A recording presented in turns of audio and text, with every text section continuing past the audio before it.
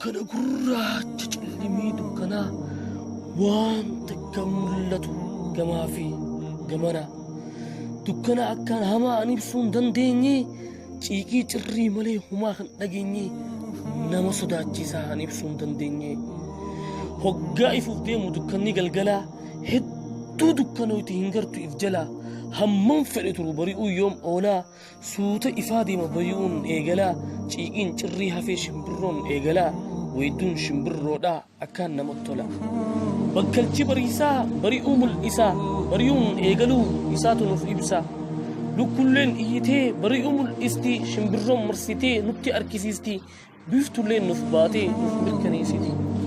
bakkalchi bariisaa bari'uu mul'isaa bari'uun eegaluu isaatu nuuf ibsa lukkulleen iyyitee bari'uu mul'isti shimbirroon marsitee nutti argisiisti biiftulleen nuuf baatee nuuf mirkaneessiti biiftulleen nuuf baatee nuuf mirkaneessiti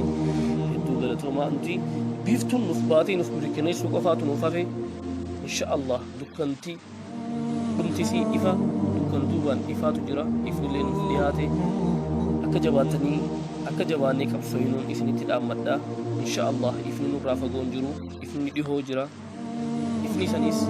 tattaaffii keenya irratti rarra'aa waan dhageeffataniif hedduu galatoomaa anoo obboleessaa keessaa walalleessaa obsaa kiyyaa